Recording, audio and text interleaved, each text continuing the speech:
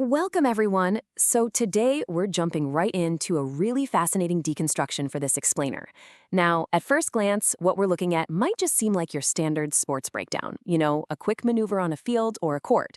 But trust me, we're going way, way deeper than that. We are actually looking at the absolute razor-thin limits of human performance. We're going to see how elite athletic movement isn't just physical, it's actually deeply, almost entirely rooted in microscopic neuroscience. So grab a seat because we're about to look at the anatomy of a literal brain hack. Okay, so it's a paradox you've probably seen like 100 times without ever realizing what was actually happening. How exactly does a demonstrably slower athlete manage to just completely freeze a faster, stronger opponent right in their tracks? It looks like pure magic on the field, right? But here's the secret. The answer has absolutely nothing to do with physical speed. What that slower athlete is actually doing is launching a highly precise, highly targeted neurological cyber attack directly onto their opponent's brain. And today, we're going to break down exactly how they pull it off. Okay, let's dive into this. Here is our roadmap. Step 1, the art of the feint. Step 2, hacking the predictive brain. Step 3, maximum chaos, minimum effort. And finally, Step 4, KineXa's performance science. Starting off with Section 1, the art of the feint. Sensory deception in motion. So, the specific move we're talking about today is the short hook, or what's known as the feint de corps. Now, this isn't just a simple change of direction. It's a deliberate micro-rupture. It relies on a super precise dissociation between the scapular girdle, so your upper body and shoulders, and the pelvic girdle, your hips and lower body. By entirely decoupling these two areas, the athlete essentially mimics the preparatory phase of what's called a saute to biche, or a split leap. They're basically leveraging a familiar motor archetype, a movement pattern the opponent's brain thinks it completely recognizes and anticipates. It's just a beautifully constructed physical illusion. Now, what's really interesting about this slide is the deliberate physical lie being told here. Look at how the body is literally split into two conflicting data streams. The upper body, the scapular girdle, is broadcasting a highly plausible but entirely false trajectory. The shoulders are basically screaming, "Hey, I'm going left." Meanwhile, the lower body, the pelvic girdle, is silently and secretly encoding the true trajectory, preparing to push off to the right. The athlete isn't just changing direction, they're actively constructing a completely false motor narrative. The shoulders announce one thing, while the pelvis prepares another. It's wild. Which brings us to Section 2, hacking the predictive brain, the millisecond glitch.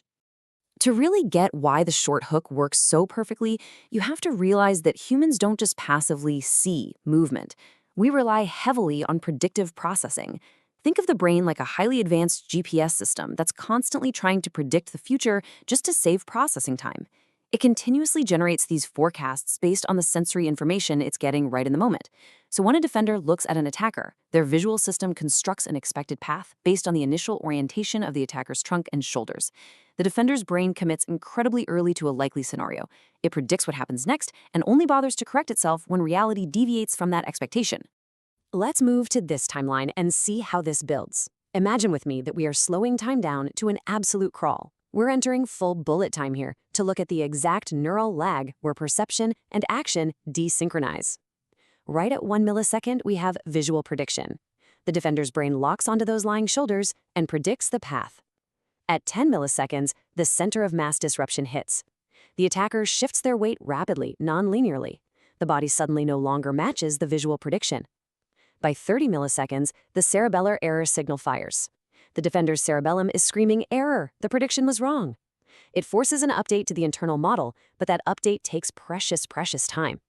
Finally, at 50 milliseconds, postural reorganization.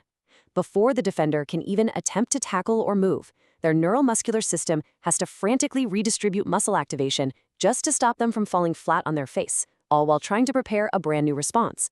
This dual demand, having to stabilize and react simultaneously, is exactly what causes that subjective slowness or freezing effect.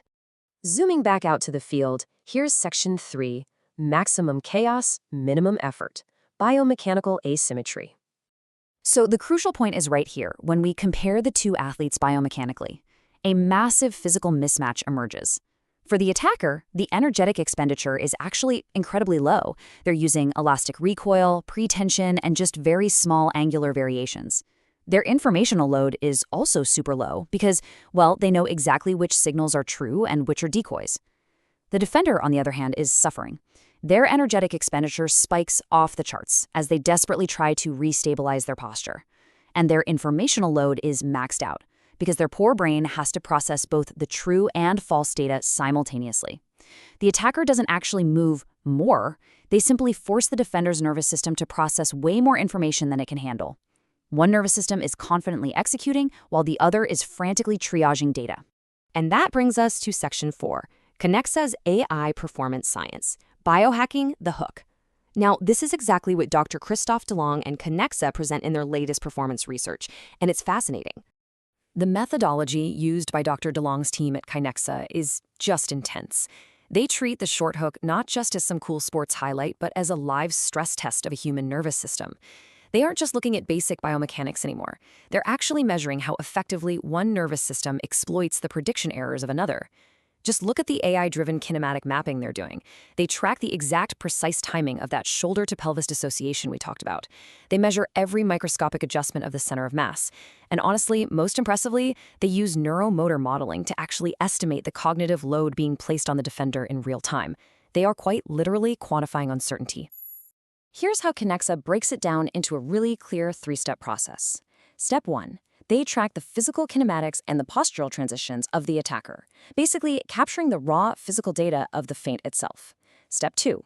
They link those kinematic patterns directly to models of predictive processing, so they map the physical move to the brain's GPS system we covered earlier. And Step 3. They quantify the exact cognitive load and uncertainty that gets imposed on the defender. Through this whole process, Kinexa manages to translate what looks like pure aesthetic elegance, the sheer harmony of the disconnect, into a hard, measurable, fully optimized neural signature. And this brilliantly illustrates the ultimate conclusion of our explainer today. Check out this quote from the research. A successful short hook is processed faster by the attacker than it can be understood by the defender. Right? It's not just about being physically faster out there, it's about being neurologically ahead. The attacker is deliberately, knowingly manipulating the exact way the human brain anticipates, makes mistakes, and ultimately struggles to correct them. It is just an absolute masterpiece of sensory deception operating at the very limits of human prediction. Which leaves us with a pretty fascinating final thought. We've seen how top-tier athletes exploit the brain's predictive autopilot. But hey, your brain works the exact same way. It is constantly predicting the future just to save you some energy. So I really want you to ask yourself, how much of your own daily movement, your own daily perception of the world around you, is actually based on your brain's prediction rather than the objective reality right in front of you? It's an incredible concept to chew on as you step away from this explainer today. Thank you so much for exploring the anatomy of a hack with me, and keep questioning what you see out there.